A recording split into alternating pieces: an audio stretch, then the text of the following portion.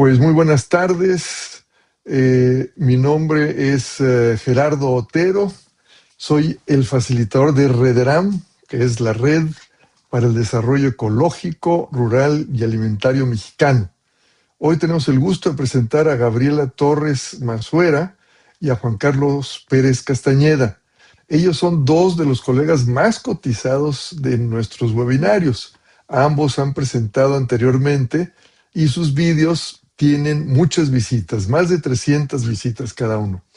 Por cierto, he notado que pocas gente se molestan en darle like a los vídeos y sería muy bueno que lo hagan más seguido, pues eso aumentaría el tráfico de personas con intereses afines a nuestros webinarios y a nuestra red. Entonces, el título de hoy es Sin recursos no hay transformación. Crisis del RAN y la PA, o sea, Registro Agrario Nacional y Procuraduría Agraria bajo la Cuarta Transformación. Entonces, presento brevemente a nuestros ponentes. Gabriela Torres Mazuera es investigadora del Centro de Investigaciones y Estudios Superiores en Antropología Social, CIESAS. Sus investigaciones recientes analizan los procesos y mecanismos de acaparamiento y despojo de tierras ejidales en diversas regiones de México desde una perspectiva de antropología jurídica, con énfasis en las prácticas institucionales, los vacíos normativos y los límites del formalismo legal. Y por ahí en la invitación, el recordatorio más bien, envío una liga a ResearchGate, en donde se pueden conseguir algunas de sus publicaciones. De una vez presento a Juan Carlos Pérez Castañeda, que es profesor investigador de Sociología Rural en la Universidad Autónoma Metropolitana, Unidad de Iztapalapa, y es autor de La propiedad agraria y el desarrollo rural. Entonces, sin más, pues adelante, Gabriela, no sé si tengas eh, PowerPoint o no, pero... Sí, les voy a compartir una presentación para guiarme un poquito en lo que voy a ir platicando. Y bueno, quizás también me gustaría, bueno, primero agradecer a Gerardo por organizar este webinario y quizás también decir que creo que salió la iniciativa a raíz de un pequeño artículo que yo publiqué, que salió hace unas semanas publicado en la Jornada del Campo, que tenía Ujú. justo este tema, este título, ¿no? De Sin recursos no hay transformación y que hablaba de esta crisis del Registro Agrario Nacional y la Procuraduría Agraria. Y también decir que para el seminario creo que es una discusión, pues que los que estamos metidos en este tema agrario nos preocupa, pero hay pocos espacios de diálogo sobre el asunto. Y pues entonces varios de los que están presentes pues son personas que son servidoras públicas en el ámbito agrario y que también pues me da gusto que se hayan conectado porque es con ellas con quienes también yo me voy dando una idea, una perspectiva de lo que está sucediendo en este sector.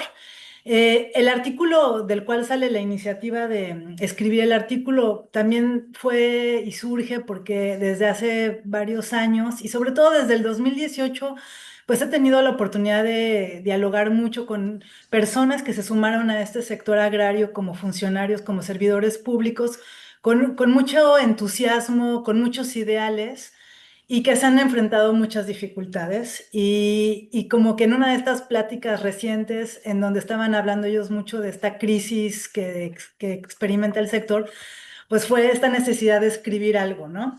Ujú. Y quiero Oye, decirlo así Gabriela, porque perdón, ponle el modo de presentación, ¿no? A tu sí, PowerPoint sí, para que se vea a más ver, grande. gracias. A ver, diga, ahí ya está, ¿verdad? Sí, es. Muy Sí, bien. bueno, miren, y la presentación que les quiero hacer son unas pocas diapositivas que quizás tratan de organizar lo que les voy a platicar ahora, pero que en realidad no fue producto, y quiero decirlo, de una investigación actual que yo esté haciendo. Creo que sí faltaría datos para fundamentar algunas intuiciones y estos, digamos, percepciones que yo pensaba hoy que pues podríamos clasificar como evidencias anecdóticas, pero que son estas anécdotas de personas que están en el sector, ya sea en la Procuraduría Agraria, ya sea en el Registro Agrario Nacional o ya sea desde los ejidos y comunidades que están experimentando dificultades y que he ido yo, digamos, escuchando, captando. Y que además, pues obviamente tienen que ver con lo que estamos viendo aquí. Yo nada más puse, pues nada más una idea de cómo se ha ido transformando el presupuesto para el sector agrario. La Procuraduría Agraria entre el 2018 y el 2026 tuvo una disminución más o menos del 15,5% del presupuesto. Pero también decir que esto pues es, digamos, pesos, que no hice como no estoy haciendo un enfoque de la inflación, no estoy haciendo un análisis de las necesidades de las propias delegaciones, las instituciones que han ido aumentando en sus demandas del público, de los usuarios, ¿no? Y que entonces a lo mejor incluso si se mantuviera estable este presupuesto, tenemos claro que se necesitaría aún más presupuesto y más capacidades simplemente para dar atención a todas las necesidades y demandas que hay hoy en día, pero además, y más importante, si uno quisiera hacer una transformación de la política agraria, como la que hubo una expectativa en cierto momento, y eso es lo que voy a comentar en lo que sigue. Pero entonces sí decir que hay todas estas, digamos, problemáticas que escucho y que tienen que ver con la falta de recursos, por ejemplo, en las delegaciones estatales de la Procuraduría Agraria hablaban incluso de un 50% de la reducción del presupuesto, lo cual repercute en que no tienen viáticos, no tienen vehículos, no tienen papelería, esto también es el caso del Registro Agrario Nacional, y gravísimo hoy, perdieron sus oficinas, o sea, no tienen recursos para pagar las oficinas en las delegaciones estatales. De tal manera que las personas encargadas del Registro Agrario Nacional y la APA en los estados han tenido que estar buscando quién les da un local para poder tener de manera gratuita un espacio para atender a todas estas personas. En el caso de Yucatán, que lo tengo muy claro, recientemente encontraron un espacio en Chapingo, que es una universidad que está muy lejos del centro de la ciudad, lo cual va a ser de muy difícil acceso para las personas de ejidos que vienen de a veces una distancia porque vienen en transporte público y pueden hacer 3, 4 horas para llegar a Mérida. Entonces, esto genera más dificultad, ¿no? Para los usuarios, pero además para las mismas personas que trabajan en estas instituciones, ¿no? Digamos, una situación muy, muy crítica, muy grave, que además también obviamente ha repercutido en el despido de personal y eso obviamente merma las capacidades administrativas de estas instituciones. Y quiero quizás también ponerlo en un enfoque más amplio de lo que ha sido la 4T y también el segundo piso de la 4T bajo este principio de la austeridad republicana, porque digamos que esto que estamos viendo en el sector agrario ha afectado también a otros sectores, ¿no?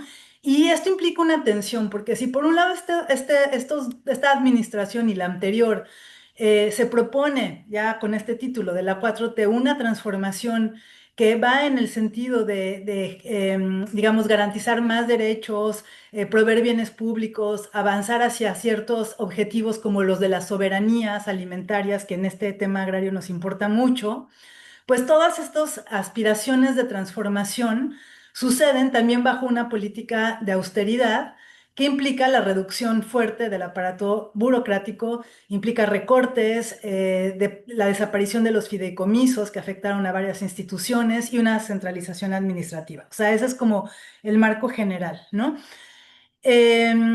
Y bueno, y esto hay como una contradicción obvia que muchos analistas ya han destacado y que hay que tener en mente, ¿no? O sea, la 4T y muchos de los discursos, y esto lo encontramos, por ejemplo, en particular, yo lo veo en el plan estratégico del Registro Agrario Nacional del sexenio anterior o el programa programático institucional de la Procuraduría Agraria, que tienen una perspectiva muy crítica de la política neoliberal, ¿no? Se trata entonces de una propuesta que se dice en algunos casos post-neoliberal, que trata de superar al neoliberalismo, sobre todo en un enfoque, podríamos decir, moral y distributivo, ¿no? Entonces hay un combate a la corrupción, transferencias directas, un enfoque, ya dije, de la soberanía. pero por otro lado tiene este aspecto que remite a a una política de administración pública neoliberal en el sentido de que la austeridad, los recortes y los debilitamientos de la capacidad burocrática, pues merman estas posibilidades de un Estado activista que promueva una transformación, ¿no? Y esto, pues claro, en el tema agrario es súper claro, ¿no? Ya ahorita lo mencioné en estos aspectos muy concretos que han afectado de manera muy grave a las personas que laboran en este sector. Y también lo vemos en el debate público, en la agenda pública, en lo que se discute sobre el tema agrario. Yo estaba revisando un poco, digamos, las 100 promesas, por ejemplo, de Claudia Sheinbaum, de su política, y lo que me topé es que solamente en el apartado que tiene que ver con igualdad de género, igualdad para las mujeres, hay un punto que refiere al tema agrario. Y este punto que lo puse aquí es que se promete dar acceso a 150,000 mujeres con derechos agrarios. Pero digo, y 150,000 mujeres si pensamos un sector que tiene más o menos unos 4 millones de sujetos agrarios, pues no es mucho. Y sobre todo si también consideramos que este sector de sujetos agrarios, ejidatarios, posesionarios, avecindados, comuneros, es un sector principalmente masculino y muy envejecido, muchos de los ejidatarios y comuneros hoy en día están falleciendo, ¿no? Hay como un cambio ahí generacional, un relevo generacional, y la meta de este sexenio son 150,000 mujeres, que bueno, es importante, ¿no? No hay que demeritarlo, pero es una meta, yo pienso, pequeña para la dimensión de la problemática, sobre todo en este enfoque de género, ¿no? Pero lo que aquí quiero retener es que este es la única mención de las 100 promesas de Sheinbaum que remite al tema agrario. Y es interesante que, por ejemplo, en el tema ambiental no está planteado el tema agrario, en el tema rural, muy enfocado al tema agropecuario, pero tampoco está enfocado en el tema de la tierra, ¿no? Parece que ya esto está resuelto. Por otro lado, cuando uno revisa, ya dije, algunos documentos que se pueden tener acceso, en donde se puede leer un poco cuál sería la política de la 4T en términos agrarios, pues nos encontramos con una gran contradicción, ¿no? Y digo, ya lo dije, o sea, tanto el RAN como en la PEA, en estos documentos que uno puede identificar como donde se hace una propuesta específica de la política agraria, hay una crítica muy fuerte y casi retórica contra el neoliberalismo, ¿no? Pero por otro lado, tienen que mantenerse funcionando bajo la legislación agraria de 1992, ¿no? Y con muy pocas posibilidades, hasta donde tengo entendido, y esto aquí también seguramente Juan Carlos podrá ahondar y profundizar, con muy pocas posibilidades reales de plantear una reforma agraria, ¿no? Una reforma a la ley agraria por distintas situaciones y de tensiones que hay en el mismo sector. Entonces aquí tenemos una gran contradicción. Y finalmente, pues esto que ya tenemos, o sea, la reducción del presupuesto que implica que no se pueden hacer grandes transformaciones, simplemente porque no hay manera de, por ejemplo, cambiar al personal, ¿no? O incorporar a nuevas personas con una visión diferente, o generar capacitaciones al nuevo personal que se tuviera que integrar para promover una nueva política agraria. Eso no existe. Entonces, estamos en esta limitación hoy en día. Eh, y bueno, ¿y esto qué nos lleva? O sea, como que aquí ya para ir cerrando esta diapositiva y la que sigue. Pues tenemos entonces una política de austeridad que ha debilitado totalmente estas capacidades operativas. Por ejemplo, la Procuraduría Agraria se ha planteado ahora una descentralización de sus delegaciones, ya no se habla en términos de delegaciones, sino que se habla en términos de sedas, me decían. Es como un conjunto de oficinas descentralizadas que también se están buscando ahorita con una meta de 11,000 de estos centros de atención que van a estar, digamos, localizados en los mismos ejidos o comunidades, pero que se logran con esta posibilidad, esta entrada que puedan dar tanto gobiernos municipales como probablemente los núcleos agrarios para dar acceso a los funcionarios de la Procuraduría, tener ahí algún tipo de asesoría. Es algo que está en curso, pero sin ningún recurso, ¿no? ¿Qué tan efectivo será esto? No lo sé, porque tampoco hay funcionarios nuevos que puedan incorporarse en este aspecto, ¿no? Entonces, es muy difícil con estas limitaciones hacer efectivos los derechos agrarios, ¿no? La austeridad en ese sentido hay que pensar que tiene un efecto muy fuerte, entonces en una debilitar, digamos, el sector y en general yo pienso está generando un conjunto de nuevas desigualdades o se están agravando algunas desigualdades que ya estaban. Por ejemplo, ya lo dije, este asunto de que ahorita se estén reubicando las oficinas y en muchos casos poniéndose en lugares que son de más difícil acceso, pues va a implicar costos mayores de desplazamiento para los propios ejidatarios y personas, sujetos agrarios que tienen que hacer uso de estas oficinas, ¿no? O sea, más costo, más tiempo, y eso conlleva algo que ya estaba, digamos, identificado como un problema, que es este tema de los gestores privados, que son los que están facilitando en muchos sentidos muchas de las transacciones, de los tipos de tratos o procedimientos, trámites que se tienen que hacer en oficinas del Registro Agrario Nacional o de la Procuraduría Agraria. Y eso entonces implica que pues quienes se van a beneficiar son aquellas personas que tienen recursos para poder contratar estos servicios, ¿no? Por otro lado, no ha habido un cambio en este enfoque de la certeza jurídica como un principio rector de la política agraria. Y ahí, pues ustedes seguramente recuerdan y saben que pues desde la promulgación de la ley agraria en el 92 ha habido este enfoque fuerte de la certidumbre jurídica, ¿no? Y más con estos programas de certificación agraria. Y este enfoque de la certificación agraria y la certidumbre jurídica siempre ha tenido una perspectiva muy individualizante que ha llevado al parcelamiento de las tierras, la certificación de las parcelas y un empuje más o menos relativo de cambios a dominio pleno, pero el enfoque de la certeza jurídica individual es lo que, digamos, prevalece. Prevalece cuando uno lo ve en términos de trámites y cuando uno lo ve en términos de conflictos que se resuelven en los tribunales o en el tipo de trámites, insisto, que pueden realizar los ahora organizadores agrarios, ¿no? Entonces, en este sentido, tampoco hay un cambio que se vea en esta nueva política. Y finalmente, algo que se ha venido discutiendo, se ha venido visibilizando, el tema del acaparamiento de las tierras ejidales, el control empresarial de los mercados de tierras en muchas de las regiones del país, por medio de distintas estrategias que hemos descrito en algunos de los trabajos que hemos hecho, pues se mantiene.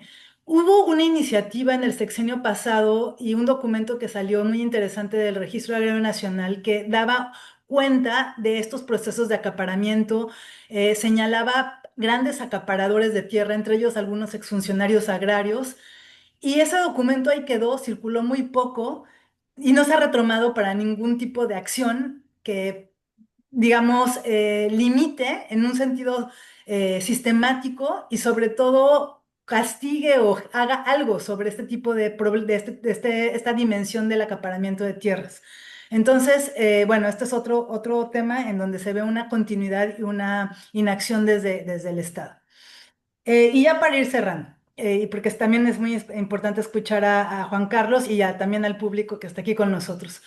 Frente a esta situación, yo también me pregunto mucho, y bueno, ¿y dónde están los sujetos agrarios, los ejidatarios, comuneros? Sobre todo en el contexto, por ejemplo, del cierre de oficinas, ya dije que en el mes de enero, me parece que fue en diciembre, que se emite un decreto diciendo que se iban a cerrar las oficinas de la Procuraduría Agraria del Registro Agrario Nacional, que eso pues bloquea y detiene muchos de los trámites y los usos que se dan. Una pregunta que yo he hecho es, bueno, ¿y hubo protesta por parte de la gente de los ejidos y comunidades? ¿Qué pasó ahí, no? Hubo, sí, movilización de muchas de las personas que estaban contratadas bajo contratos temporales, que estaban siendo parte, por ejemplo, en el RAN, y ahí hubo protestas, ¿no? Y paros. Sin embargo, por lo que tengo entendido, de parte del sector, digamos, campesino, ejidal, de los comuneros no hubo casi movilización, no hubo protestas, no ha habido. Por ahí me contaban de alguna demanda de amparo, justo por el tema también de que cerraron y afectaron algunos procedimientos y litigios que se estaban llevando en los tribunales agrarios, pero no hay mucho. Y esto también ya nos habla y nos hace pensar sobre el desdibujamiento, la desmovilización campesina, eh, solicitando o demandando una política, una agenda agraria, digamos, con un enfoque progresista, ¿no? ¿Dónde están estas personas? Es una pregunta y que yo me hago. La relación un poco con estos procesos que hemos también descrito de la desagrarización del campo. Eh, pero yo me quedo con una pregunta que, digamos, creo que la abro como a la reflexión y al debate y tendremos que discutirla también de acuerdo a distintas regiones, distintos contextos, que es cuáles son hoy en día, pues digamos, los referentes para la transformación en materia agraria con un enfoque progresista tanto para, yo decía, la izquierda en el poder como las izquierdas en resistencia, y aquí hace eco yo de una autora que trabajó mucho en Ecuador y que hablaba justo de un gobierno que se planteaba como de izquierda, que llega al poder con una agenda y de un conjunto de movilizaciones que también reclaman, digamos, reivindicaciones de izquierda, pero que cuestionan al gobierno. Algo similar, por ejemplo, ha ocurrido en algunas regiones del país en México, como por ejemplo Yucatán con el tema del Tren Maya, donde grupos organizados de la sociedad civil han cuestionado el proceso de consulta, el proceso del megaproyecto y otro conjunto de proyectos que se desarrollan a lo largo y ancho del país. Pero ¿cuál es la agenda? ¿Cuál es la propuesta del enfoque agrario? Yo lo veo ahí muy desdibujado, podría dar algunas respuestas que se han ido avanzando, pero lo que queda muy claro hoy en día es que la discusión, el debate en temas agrarios está casi desaparecido en la agenda pública, ¿no? Y bueno, este es un poco para mí el panorama hoy en día, un debilitamiento muy fuerte en el enfoque institucional, en la política agraria, en la burocracia agraria, y por otro lado este desdibujamiento de la movilización campesina, con referentes claros en torno a la tierra, ¿no? O sea, ¿cuál es la problemática de la tierra y cómo tendrá que ser resuelto hoy en día? Bueno, pues esto sería mi presentación. Con esto cierro y bueno, espero poder también escuchar el comentario de Juan Carlos y de los que están aquí como asistentes. Gracias. Muchas gracias, Gabriela. Eh, si quieres dejar de compartir, muchas gracias. No sé si, Juan Carlos, vas a usar tu PowerPoint o cómo le quieres hacer. Mm, no sé cuánto, con el cambio que hubo, Gerardo, no Sí, sé de cuánto tiempo dispongo. Originalmente había, como iba a hacer nada más comentario, había sí, hecho pequeños, un rollito de 5 minutos sí, sí, eh, como investigador para cerrar en ese esquema, ¿no? Después sí, de sí. Arturo y Graciela. Ujú, Gabriela, pero y después cuando me invitaste a que ampliara un poco más, fue cuando hice el PowerPoint. Ujú. ujú. Entonces, no sé qué Pues prefieras. es optativo, mira, o sea, con unos 10 minutos que te llevara sería muy bueno. O sea, Me se te habías duplica dicho ahí. 30, Gerardo. Sí, cómo no. Me habías dicho No, si el 30. total son 60 minutos Es para el que, webinario. sí, este, las ideas que hice aquí Ajá. era para hablar como investigador. Ajá. Ujú, La presentación que hice con PowerPoint es para hablar un poco como actor que fui de la Procuración Agraria en México y ujú. cerrar como litigante que soy, que sufre todas esas consecuencias de la reducción de presupuesto. Entonces, no sé si, ¿de qué me da chance? ¿Qué quieres Pues que leas mi te digo, documento? o sea, tú es optativo entre 5 y 10 minutos y ya llevamos como Entre 3 5 y 10 aquí. minutos, ¿no? Este, No, pues es que bueno, tenemos en total 60 minutos y la gente siempre ok. quiere participar, ¿no? Y Sí, no, no, te van a hacer preguntas muy pensé interesantes que eran y vas dos. a poder expandirte un poco en las respuestas, ¿no? Bueno, va, gracias. Entonces Bueno, trata de ser más breve de lo que pensabas. ujú. Sí, O sea, sí. vete por el lado del comentario mejor y luego Había, lo había, abrimos, ¿sí? gracias. Ujú, Gracias, Gerardo, gracias por la invitación, gracias a quienes están presentes. ujú. Y entro, ya ven cómo está recortado el tiempo. Siempre me lo recortas, Gerardo. Voy a dar unas ideas de lo que había escrito para cerrar los comentarios con algunos comentarios. Para, te pido por favor, Ujú. mientras leo, Gerardo, te mandé el PowerPoint por correo electrónico. Si lo Sí, pudieras tú bajar mientras para que tú me ayudaras a manejarlo, porque yo soy medio güey en eso. ok. Y aquí me echaría los otros 5 minutos. Pero en esencia, mis conclusiones en el documento que tengo aquí en la manita era la misma idea de mi querida Gabriela, que se lo repito, es un placer siempre participar con Gabriela y le mando un fuerte abrazo. Empezaba diciendo, dado que la mayoría de los conflictos agrarios no se ven hasta que ya están ahí generando desequilibrios y desigualdades que a la postre se traducen en problemas y movimientos sociales, muchos creen que en el campo mexicano no pasa nada y que la justicia, la equidad y la seguridad imperan tranquilamente en materia de tenencia de la tierra, lo cual es bastante ingenuo. En efecto, al decir verdad, estamos ante un escenario diametralmente opuesto, ya que lo que en la actualidad prevalece es exactamente lo contrario. Es decir, si no la anarquía, al menos una gran injusticia e inseguridad jurídica, flagelos que son fiel reflejo de la carencia de un marco jurídico adecuado a las circunstancias, de la falta de respeto a la ley por parte de gobernantes y de gobernados, y de la ineptitud del Estado mexicano para implementar políticas públicas agrarias acordes a las necesidades del momento histórico. Hasta ahí voy a abordar lo que iba a ser mi participación original. Voy a hablar de lo siguiente. Voy a hablar de la Procuraduría Agraria básicamente porque es la que tiene una función que todavía no le encuentran cómo definirla. Sí Em, se está viendo el PowerPoint. Sí se ve. Sí, se Sí se ve, ve, ah, sí ok. se ve. Ok, y eh, estoy, ujú. el tema es la falta de recursos.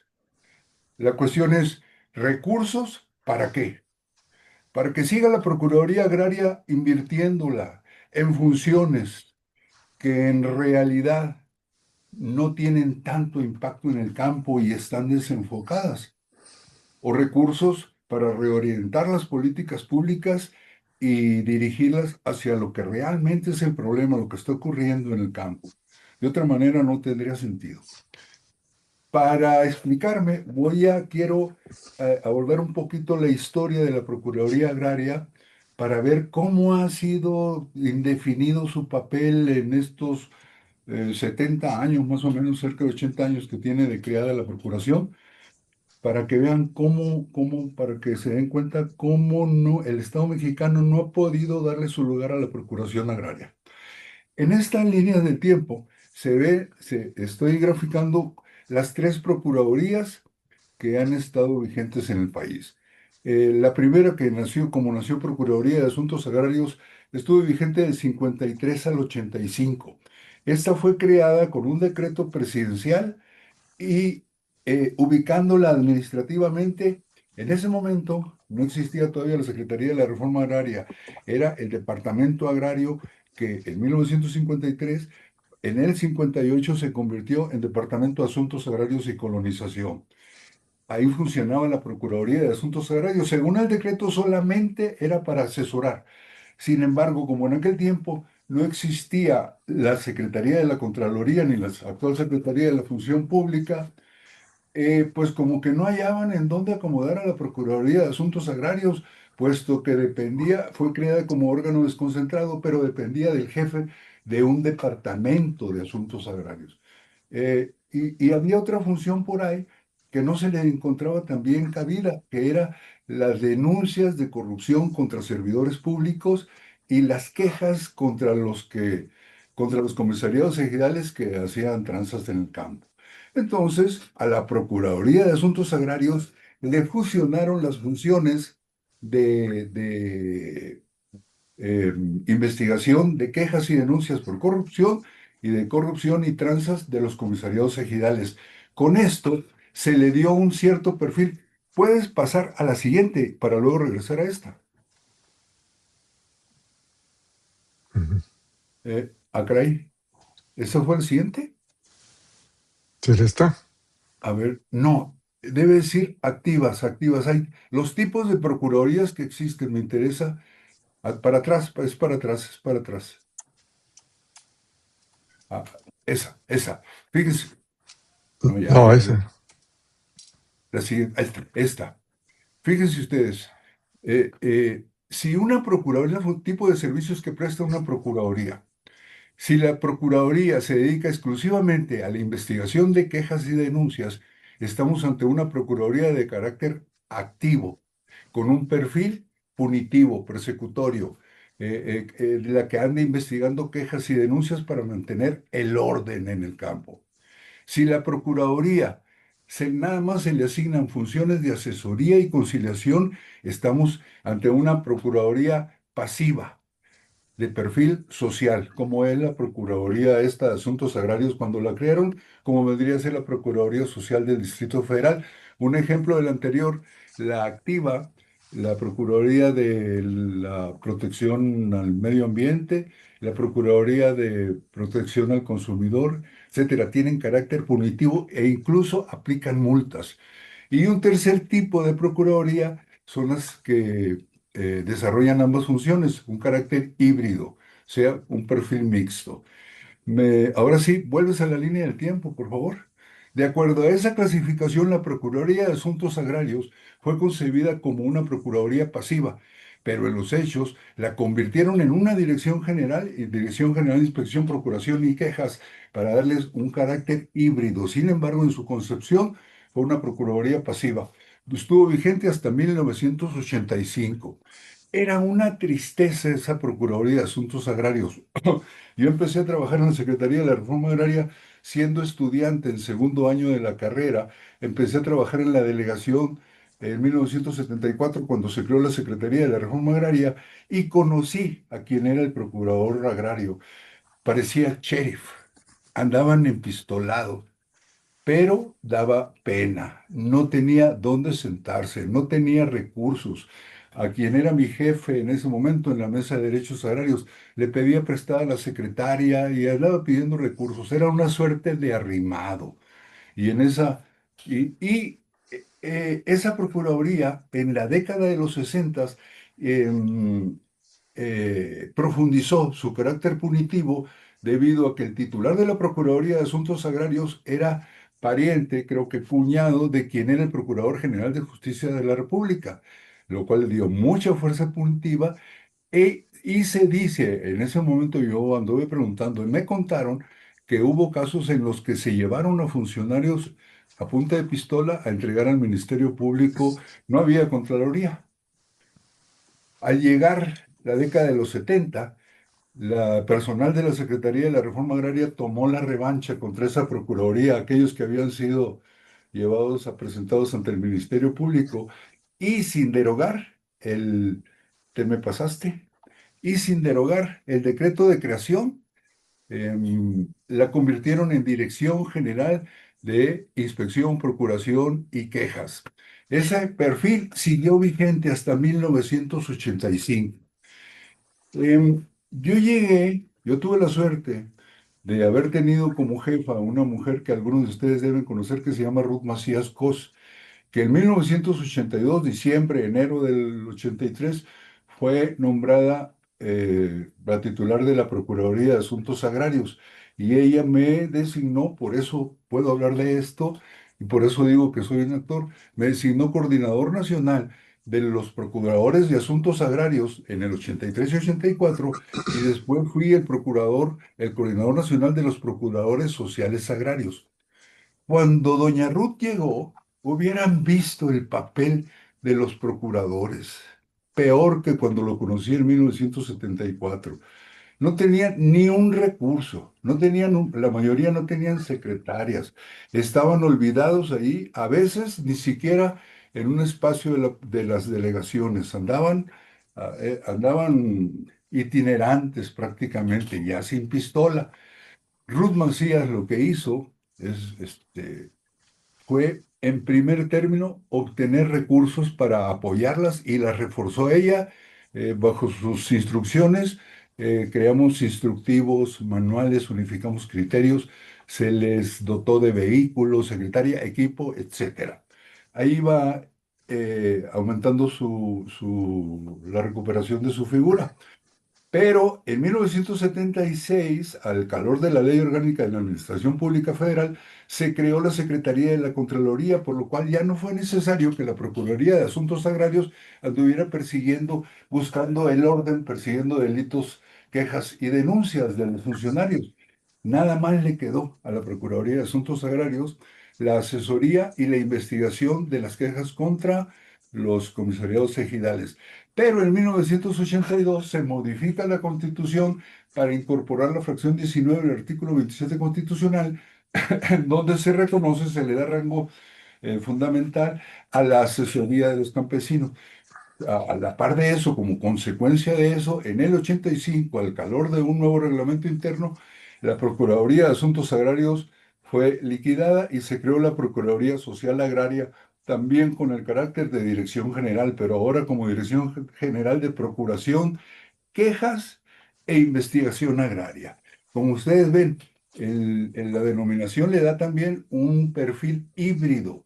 Por un lado asesora y por otro lado busca el respeto a la ley, el orden y la justicia, investigando las quejas y denuncias contra comisariados y acaparamientos de tierra.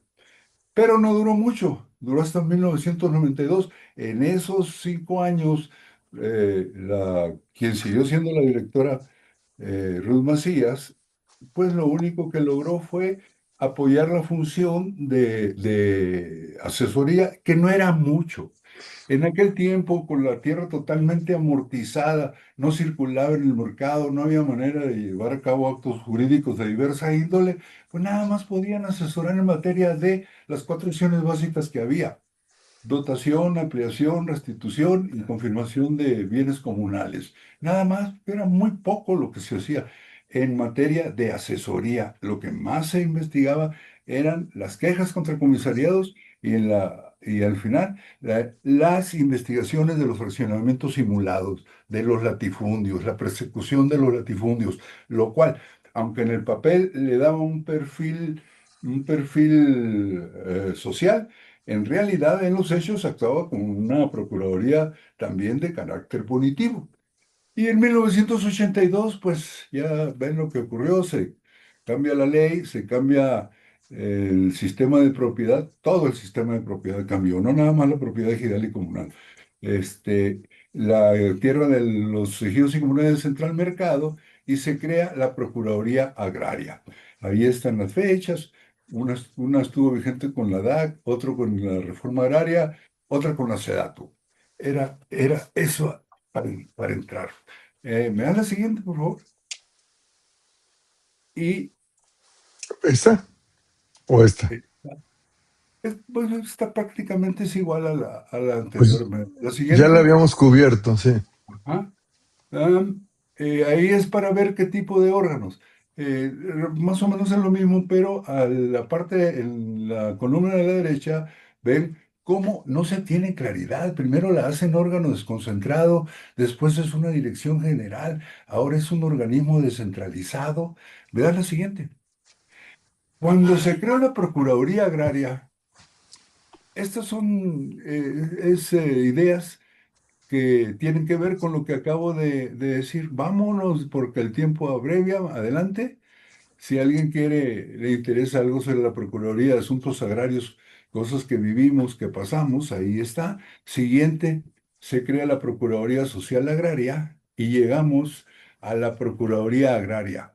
¿Qué perfil le imprimieron en el 92 a la Procuraduría Agraria? No se tenía, estaban más hechos bolas que antes e incluso que ahora, porque le dieron un perfil idóneo, pero indebido para participar en la regularización, la regularización masiva que tenía como objetivo la incorporación inmediata de la tierra al mercado.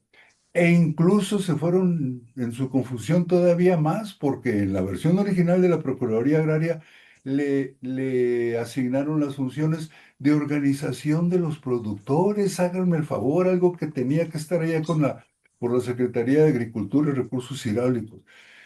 Esta Procuraduría fue un organismo concebido legalmente con un perfil híbrido y con un diseño acorde a lo que se pretendía, la regularización de la tenencia de la tierra, pero todavía asignándole funciones que no competen a las Procuradurías, como es la organización e incluso la capacitación también se le asignaron a la Procuraduría Agraria. Ese perfil duró hasta el 2006 cuando se agotó el procede. ¿Qué pasó? Cuando en ese momento, ese fue el momento de prosperidad de la Procuraduría Agraria. Nunca como en esa época se le dotaron de tantos recursos. Claro, lo que se trataba era de ponerlas a punto para que se incorporaran a circular en el mercado. Sin embargo, no hay que tenerle miedo a la privatización, ¿eh? No hay que tenerle de ningún miedo. No hay propiedades buenas ni malas. Todo depende de las políticas públicas que se implementen para el desarrollo de una o de otra. Sin embargo, pues ha habido por un lado un mito y por otro lado una satanización. Esta Procuraduría, el perfil con el que fue creada la Procuraduría Agraria original, también era un perfil híbrido porque le asignaron funciones de denuncias de delitos, algo que le falta a la actual ley agraria y que sí estuvo contemplados en los códigos y las leyes anteriores, era un capítulo de delitos o infracciones y sanciones. Eso le falta, entre otras cosas, a la ley, porque la problemática cambió. ¿Me das la siguiente, por favor, Gerardo? ¿Cuál es la problemática que tiene que enfrentar?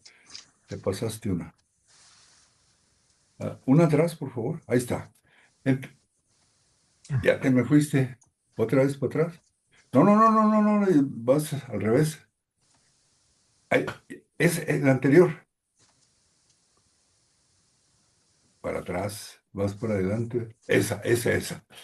Desde mi punto de vista, entre 1992 y el año 2006, los rasgos de la problemática agraria fue que inició la regularización masiva y atropellada y la preparación de las bases para viabilizar la circulación de la tierra.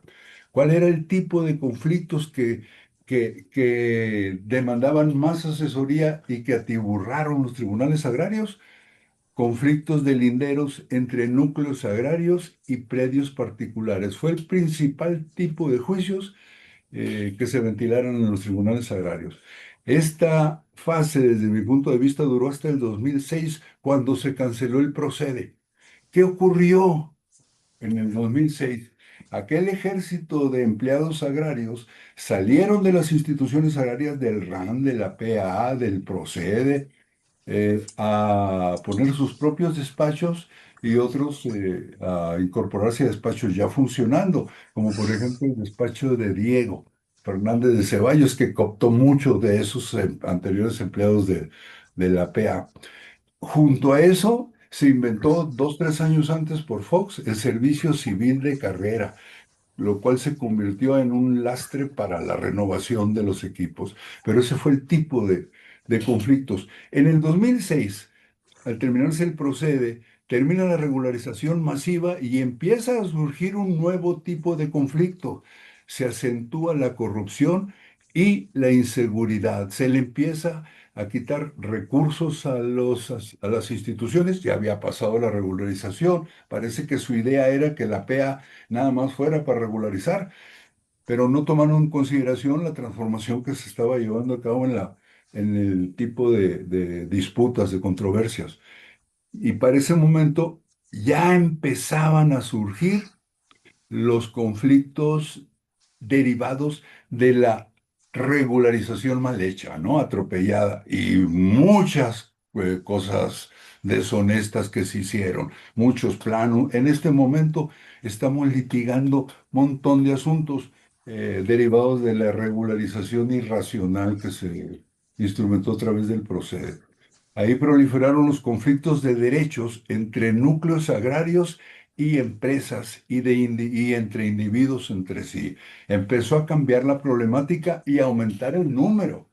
Día a día la tierra va incorporándose al mercado de tierras de fuera del ejido, porque los mercados intraejidales estaban operando prácticamente desde 1992. Desde ese momento se desamortizó la tierra. En el 2013, ustedes recuerdan, se modificó todo el marco jurídico que tiene que ver con la energía.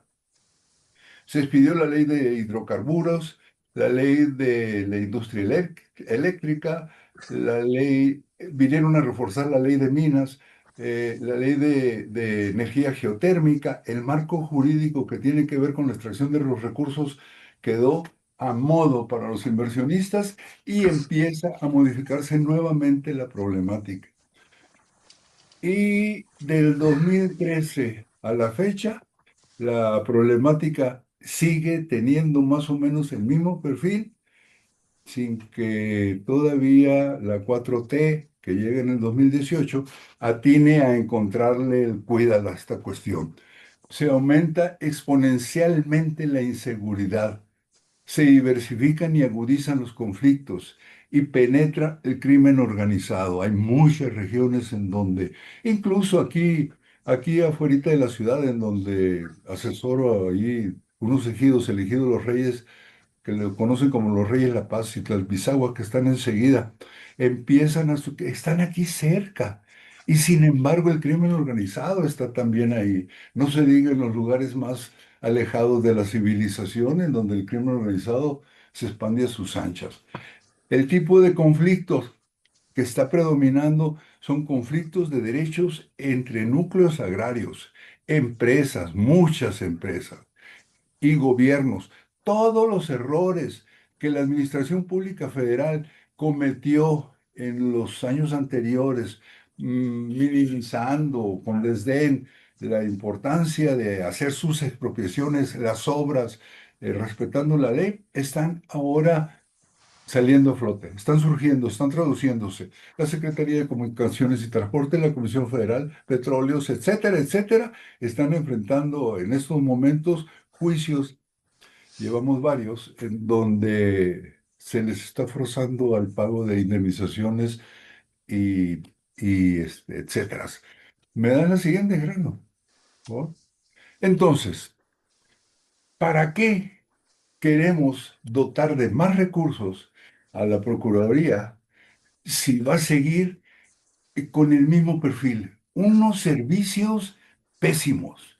La asesoría que brindan sus abogados sirve nada más para juicios que no son juicios, le llaman juicios, los juicios sucesorios, que vienen siendo nada más procedimientos unilaterales.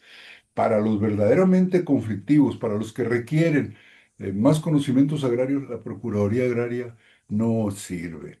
¿Y cómo va a servir si los chavos mal pagados se ponen hay que reconocer que los chavos en los tribunales agrarios, los de la Procuraduría Agraria que están en los tribunales agrarios, se trabajan intensamente, es mucha la demanda que tienen, pero mal pagados con unas remuneraciones que dan tristeza, así que en la primera oportunidad que tienen se van y dejan a la Procuraduría Agraria y nuevamente a generar recursos humanos capacitados. Como decía Gabriela, no tienen viáticos, no tienen vehículos. Estoy en un escenario en el que me estoy recordando cuando llegamos a la Procuraduría de Asuntos Agrarios en 1982. Es la misma, ya volvió a dar un giro esto. Nuevamente la Procuraduría Agraria, la Procuración Agraria olvidada, arrinconada, marginada, sin recursos. Y le están quitando más. ¿Qué, qué pasa? ¿Dónde están todas esas personas, como también decía mi estimada Gabriela, ¿dónde están todas esas personas que tenían una visión crítica y prácticamente la fórmula para solucionar los problemas del campo? No estamos en un escenario que sea, que se preste para resolverlo solamente con la visión de una Procuraduría Agraria pasiva.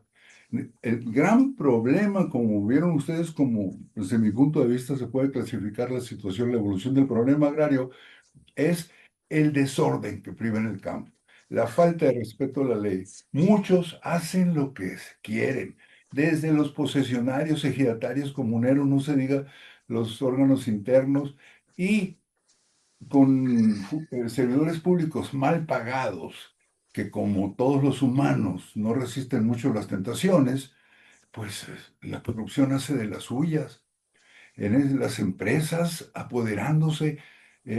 Decía en las palabras que escribí, estamos como lo clasificó Gustavo Luis Orozco a principios del siglo pasado. Estamos nuevamente ante un gran despojo, pero parece que no se ve nada.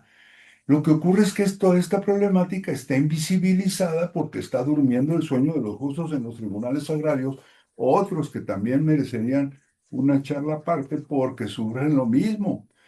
Eh, la falta de recursos, la falta de, de corrupción, la corrupción, la impunidad que se da dentro. Ya ven ustedes el problema porque se está atravesando ahorita, anunció la presidenta que se van a cambiar los magistrados en 26 tribunales. Hace poco salió un artículo donde se daba cuenta de cuántos magistrados no han sido confirmados. Se están reduciendo los tribunales agrarios. No se crea que porque hay pocos juicios, yo conozco infinidad de ejidos en donde los contendientes, sean ejidos o sean individuos, no van no resuelven sus problemas en los órganos jurisdiccionales simplemente porque no tienen recursos. Esos que, Gerardo, esos que me preguntaste, lo que en la mañana, ayer te mandaron un correo de San Francisco del Mar, una comunidad indígena del Istmo de Tehuantepec. Están a 8 horas de los tribunales agrarios. En la primera década de este siglo fui asesor de 2 o 3 comunidades de la Huasteca hidalguense que la gente tardaba 4 o 5 horas para llegar simplemente al tribunal, para que caer en manos de las chicanadas, de las marrullerías típicas de los litigantes. No van a la primera audiencia porque ya saben que no es necesario y los van a multar nada más. No van a la segunda porque argumentan que van sin defensor. A la tercera sí van con el defensor, pero el defensor dice que como se acaba de enterar del problema, solicita que se difiera 4 o 5 audiencias. Ni por ese es donde falta el respeto a la ley. Si ustedes ven y analizan el juicio agrario que establece la ley, es una maravilla. A los 3 días de contestar, de radicado presentada la demanda, a los 3, 4, 5 días debe convocarse uno, a los 3 días y así. Si uno lo ve con los términos que establece la ley, pues el juicio se acabaría en 2 meses. Pero la verdad es que duran años, años. Soy abogado, como le dije, del Ejido Los Reyes de la Paz. Llevo 35 asuntos nomás de ellos. 11 años tenemos, 11 años. Y cada audiencia ya sabemos lo que va a pasar. Eso no es posible. ¿Dónde está la justicia? ¿Dónde está la seguridad jurídica? ¿Dónde está la certeza? Ni siquiera tienen eso los campesinos. Ahora ya estoy hablando como litigante, continuamente. En la ciudad de San Luis Potosí, adentro de San Luis Potosí, somos asesores del ejido Garita de Jalisco. Acabamos de ganar, llevamos 8 juicios de ellos. Entre ellos acabamos de ganar las instalaciones que fueron antes, un edificio de 3 pisos que fueron oficinas del comisario ejidal, ya lo pretendían desaparecer. Nos fueron a pedir chanza los de Registro Agrario Nacional de ver si se podían acomodar ahí. Es una pena. No se dan cuenta. Los carros, por ejemplo, los vehículos. Si la gente de la Procuraduría Agraria tuviera vehículos y no tuviera que andar transportándose, buscando la manera, aumentaría su capacidad de atención de ejidos, pero como andan con el dedo, andan sin recursos, andan sin viáticos, se tienen que echar un evento al día. Y Y es una verdadera tristeza lo que está ocurriendo al interior de la Procuraduría Agraria. Y hay muchos asuntos, lo que mencionaba Gabriela. Estamos enfrente de un proceso de relatifundización, ahora con nuevas características, un nuevo tipo de latifundios, el latifundio ejidal, con usó un eufemismo, la doctora, le llamó acaparamiento de tierras. Es una relatifundización, una descarada reconcentración de la tierra. Luego entonces, le paro ahí con el diagnóstico. ¿Qué tipo de procuraduría buscamos? Un minuto, maestro, por favor. Dámela, perfecto, dámela donde estaba, donde te quedaste. ¿Qué es lo que tiene que hacer el Estado mexicano? ¿Cómo se debe definir el perfil de la Procuraduría Agraria? Porque lo del RAN ya sabemos, también este es incomprendido. ¿Cómo se debe, qué debe, la anterior, por favor? ¿Qué debe, qué debe analizar el Estado para diseñar la política pública dirigida al campo? Su análisis debe partir de esos cuatro rubros. Debe analizar los procesos y las tendencias agrarias coyunturales. ¿Cuáles son las coyunturales? La privatización, la regularización. ¿Cuáles son enseguida los procesos y tendencias agrarias estructurales? La desamortización, la descomunalización, la reconcentración de recursos, etcétera. Los procesos y tendencias socioagrarios, la feminización, el envejecimiento de propietarios, etcétera. Y los mandatos establecidos en el artículo 27 constitucional, que es la búsqueda de la equidad y sobre todo la persecución de los latifundios. Y con eso se debe diseñar una Procuraduría Agraria que tal vez pueda incidir en el campo. ¿Me das la siguiente? Ya me quedan mis últimos 15 segundos. Y atacar los sistemas. Aquí no es nada más de atacarle por un lado, sino que ya se debe implementar. Pues debemos pasar de las visiones, de los enfoques integrales a los enfoques panópticos. Estamos frente a la obsolescencia del sistema de procuración de justicia agraria, frente a la corrosión y el anacronismo del sistema de impartición de justicia agraria, procuración e impartición, frente a deficiencias y atraso tecnológico del sistema de registro y catastro, frente a la atrofia y el autoritarismo del sistema de pagos de indemnizaciones y responsabilidades. Hace 10 años que le gané a la Secretaría de Comunicaciones y Transportes y a Capufe, entre otros, carreteras de aquí del Ejido, y no nos pagan. Y hay otros. Y las lagunas y desajustes del sistema de derechos y obligaciones de la propiedad. Una cosa, déjenme cerrarle.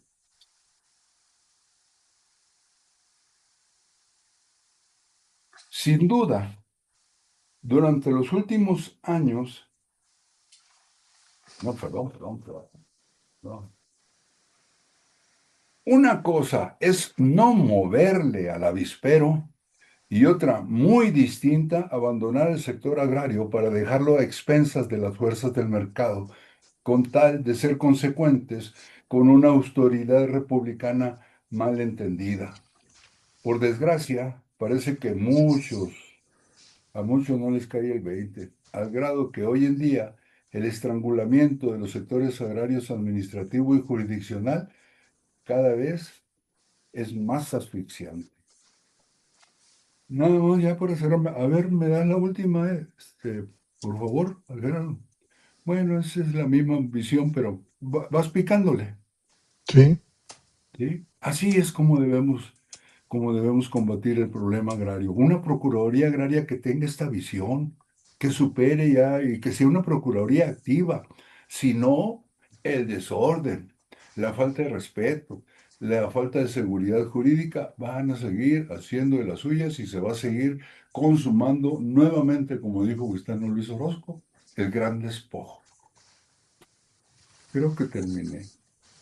Espero no haberme pasado mucho. Pues unos 20 minutos, mano. No, sí, es que ya nos quedan 2 minutos nada más para Híjole. completar los 60. Yo creo que nos vamos a pasar unos 5 minutitos.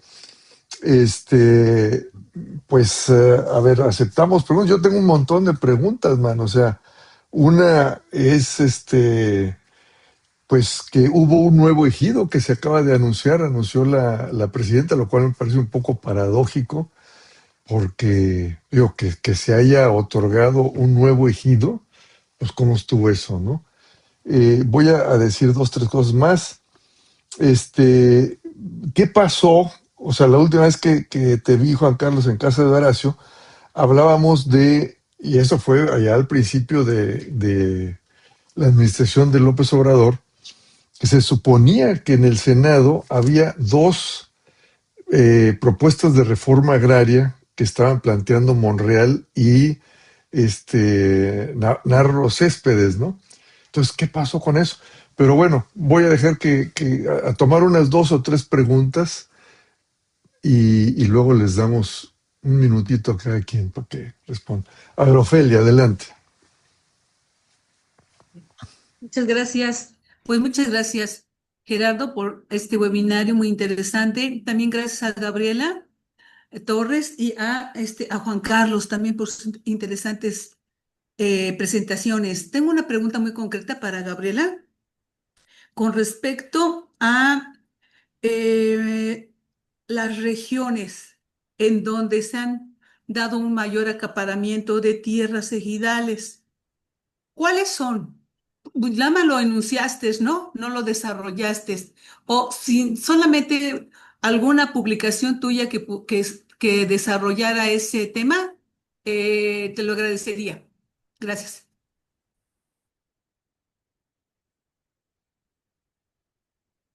Está apagado tu micrófono, Gerardo. Perdón, si alguna persona, veo Heriberto, adelante, conecta tu micrófono. Sí, muchas gracias, muy interesante, muy profundo el problema.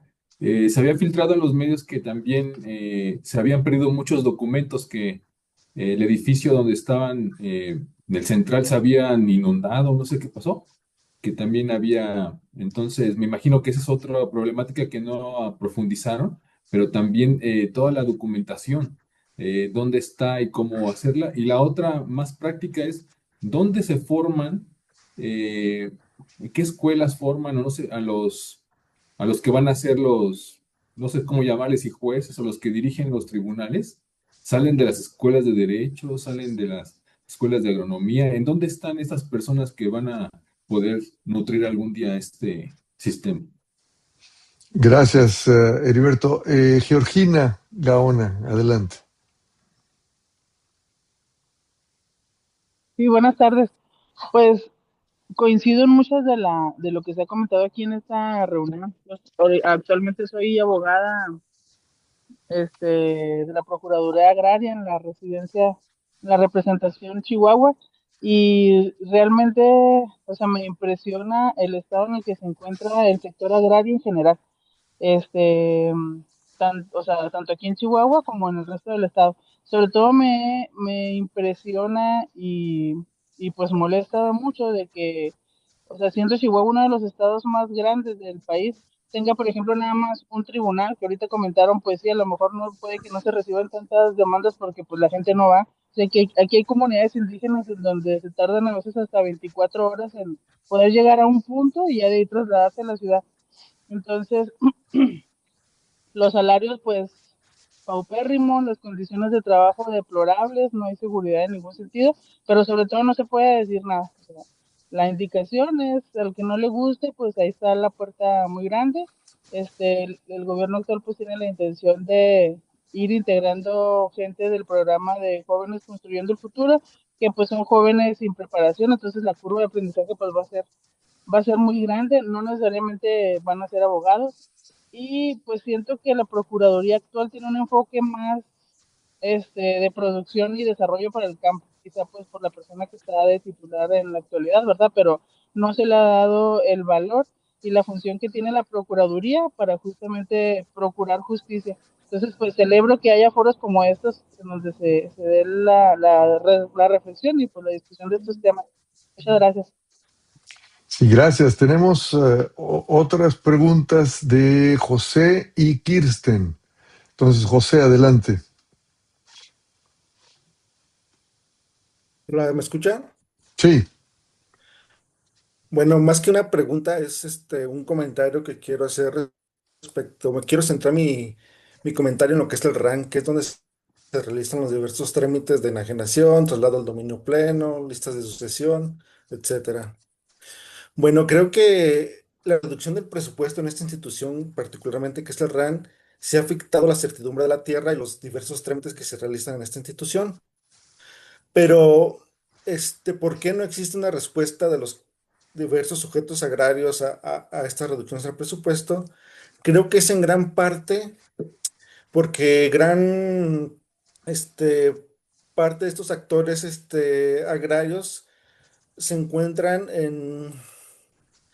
pues es una, se encuentran en una situación pasiva, es decir, se encuentran arrendando sus parcelas muchos de ellos. Entonces a ellos poco mucho les importa involucrarse en estos temas de reducción del presupuesto porque no se ven afectados. Entonces, mientras no se ven afectados sus intereses, pues poco actuarán. Los pocos que sí se encuentran afectados con la reducción del presupuesto y que se encuentran realizando un trámite, pues es como lo mencionó Gabriela, una población ya bastante avejentada, carentes de recursos económicos y con desconocimiento de la ley, que sean capaces de generar movimientos para manifestar su inconformidad con esta reducción de presupuestos. Entonces creo que en parte esto nos ayuda a explicar por qué no existe una respuesta ante estas reducciones del presupuesto. Y ahí termina mi comentario. Sí, adelante, Kirsten. Buenas noches. Me parece muy importante y a mí me sorprendió los comentarios de Gabriela de que ya todo las instituciones agrarias se están sin presupuesto. Con toda esta problemática me impresionó las gráficas, cómo baja los presupuestos. Entonces, ¿cómo se puede explicar esto en el contexto de toda la visión que había sobre, eh, sobre este tema agrario, también unido más bien, yo creo, sobre el discurso de seguridad alimentaria, soberanía, agroecología? ¿Dónde está? ¿Sí? Está en muy pocos programas que hasta, bueno, desde el 2018 hasta el 2024 realmente han aportado algo para la seguridad alimentaria. Y o sea, son muy programas que no se han difundido, ¿no? Que no se ha podido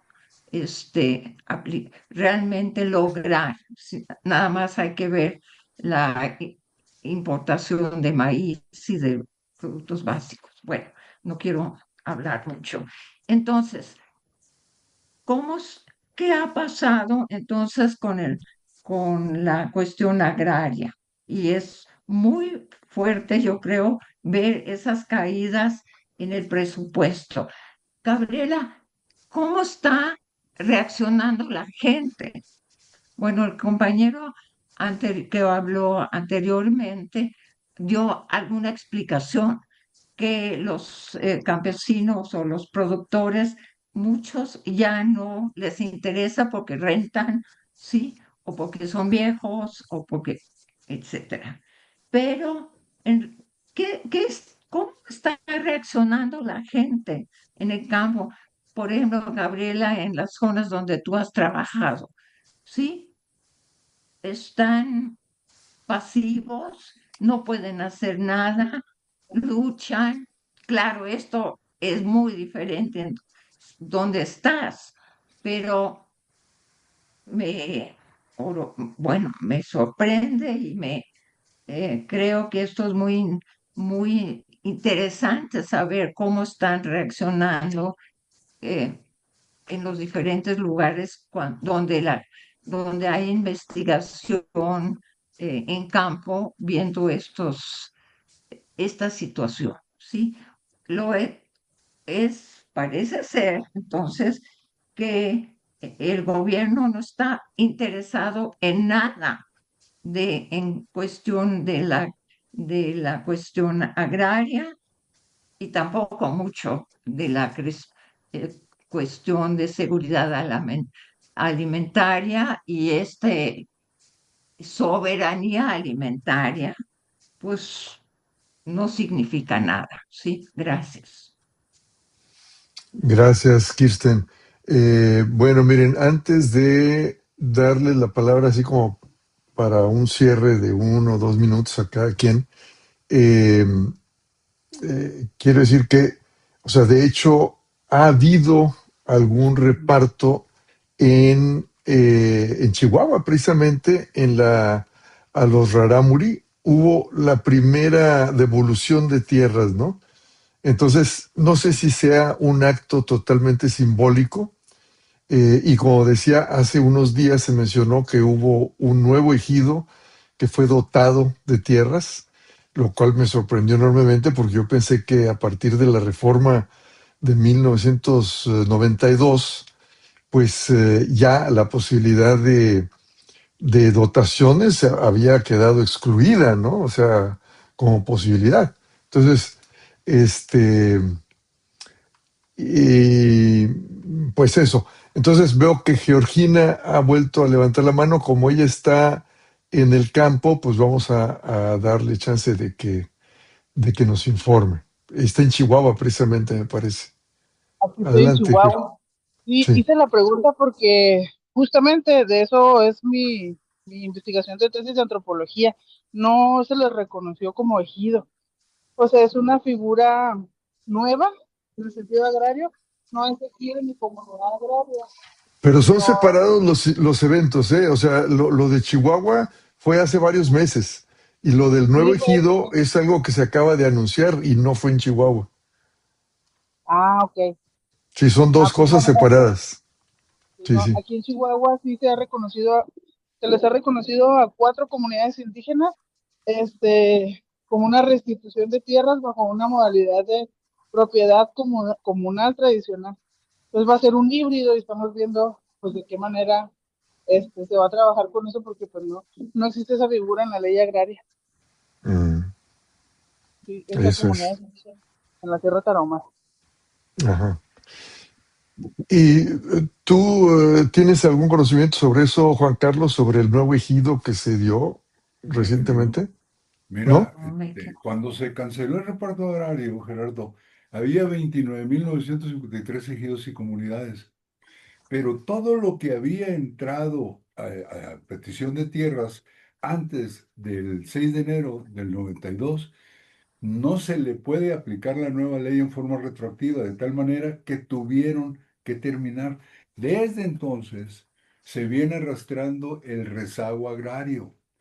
En este momento ya no hablamos de 29.953 ejidos y comunidades, sino de 32.000, la última vez que fue hace el año pasado, 32.224 y contando, porque todavía no termina de votarse el reparto agrario. De hecho, yo llevo 3 grupos campesinos que están en trámite todavía de la acción agraria y casi todos defendidos por el despacho de Diego y por los panistas que todavía ocupan la magistratura agraria. Ahí están. Y sobre así como es ejido, pues son miles. Y lo que decía la compañera de Chihuahua, la fórmula en la que anunció, y no fue hace mucho, fue hace como mes y medio, cuando se hizo un evento allá en Chihuahua en donde se le aplicó a una comunidad un camino distinto a la confirmación y titulación y a la restitución, que es muy interesante. Sobre todo, hay una comunidad, una de las paradojas de esto es que la comunidad de Jolalpan, municipio de mismo nombre en el norte de Puebla, en donde fue designado generalísimo Emiliano Zapata, todavía no tiene, nunca fue despojado de sus tierras, pero tramitó su confirmación o reconocimiento y titulación y absurdamente, aun cuando están en posesión de 15.000 hectáreas, el Tribunal Agrario les negó el reconocimiento. Una comunidad que tiene título desde 1545, una comunidad en donde el Zapata iba y se refugiaba. Ahí está la justicia agraria. Con esta nueva fórmula que implementaron en Chihuahua, que me dio mucho gusto, que me la platicó en corto Luis Cruz, porque él participó mucho, el RAN, en esa fórmula. A ver, a ver si se le puede aplicar a esta comunidad, pero qué injusticia de la reforma agraria. Y sigue aumentando el número de ejidos y comunidades. ¿De qué tamaño habría sido el rezago que lo dijo Cervera Pacheco en su momento, allá en 1992, que el rezago no llegábamos a 30,000 ejidos y comunidades y el rezago era mayor a 30,000 todavía. Así que aprovecho de una vez que me diste la palabra. La Procuraduría, en las escuelas de Derecho, producto del enfoque neoliberal, la materia de derecho agrario ha sido desplazada, de tal manera que en algunos han desaparecido y en otras las han convertido en optativa. Al influjo de ello, en Chapingo, hace 5 años, tuve el honor de trabajar con ellos para el diseño de la carrera de licenciado en Derecho Agrario. Tardamos 3 años en diseñarla, estuvo lista, se le presentó al Consejo Universitario, ahí trabajó mucho nuestro querido amigo Juan de la Fuente, que paz descanse, y cuando iba a celebrarse la sesión del Consejo para aprobarla o desecharla, tomó el control nuevamente Antorcha Campesina y bloqueó la iniciativa. Y ahora la Procuraduría Agraria, en vez de recibir chavos que ya sepan derecho agrario, tiene que prepararlos, es absurdo. Tiene que capacitarlos para mandarlos a sus tribunales, a los tribunales a que litiguen, para que luego, con esos salarios mal remunerados, ellos, pues, como es lógico, busquen poner sus propios despachos o se van a trabajar en otro. Eso está pasando. Hay una gran carencia de abogados especializados en agrario. Gracias, Juan Carlos. Gabriela, si quieres cerrar tú, redondeando la discusión en Bueno, 1 o 2 minutos. difícil redondear. Nada más decirle a Ofelia que puse ya en el chat el artículo donde analizamos lo del acaparamiento de tierras por regiones. Entonces, bueno, Sí, ya ahí. lo Sí, muchas leyó, ya dice que gracias. ya lo leyó. Bueno, Nada, le eché un ojito. investigación en Querétaro. Tengo datos. Si quieres nos ponemos en contacto y te podrá pasar los datos porque sí se puede. O sea, yo analicé los 5 estados donde veía más este proceso, pero Guanajuato y Querétaro, estas zonas también que se están urbanizando, también está ocurriendo cosas similares. Pues bueno, creo que lo que me quedaría un poco responder o discutir o reflexionar es la pregunta de Kirsten sobre esta respuesta, ¿dónde están estos sujetos agrarios? O regresar sobre esta pregunta de los campesinos y la tierra, creo yo, o sea, vinculada o sea, la pregunta de Kirsten a mí lo que me hizo pensar, digamos, yo traté de decir que no vemos que hay una respuesta y también aquí en el público ya José nos dijo también él cómo lo está viendo, yo coincido con esa perspectiva, o sea, hay un problema de desmovilización, pero también tiene que ver con una desorganización de estos sujetos agrarios, que muchos de ellos son personas mayores, pero sobre todo quiero insistir en el tema de la desorganización. Y que si hay algunos grupos campesinos organizados, creo que esos han tenido que ver mucho, están más bien cooptados por la 4T y que no se han movilizado. Creo que eso es algo que hay que analizar y considerar, pero creo que son los menos. La mayoría no están organizados y no tienen una voz, no están, digamos, sí están inconformes, pero no se están manifestando, sí, de manera activa.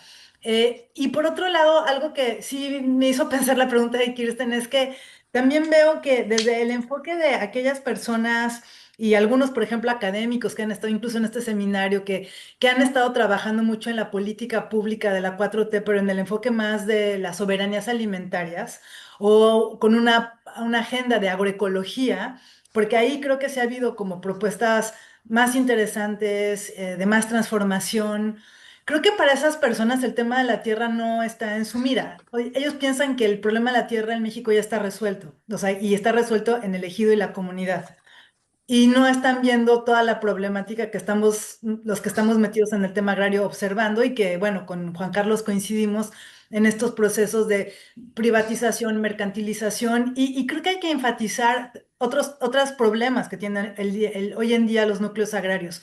La desactualización de los padrones ejidales, o sea, no es solo que están envejecidos, sino que están desactualizados los padrones porque muchos han fallecido y no se han generado la sucesión de los derechos, de tal manera que los ejidos y comunidades hoy en día en muchos casos no logran el quórum para tomar decisiones, no tienen actualizados a sus órganos de representación, hay una exclusión fuertísima de las mujeres y este es un grave problema.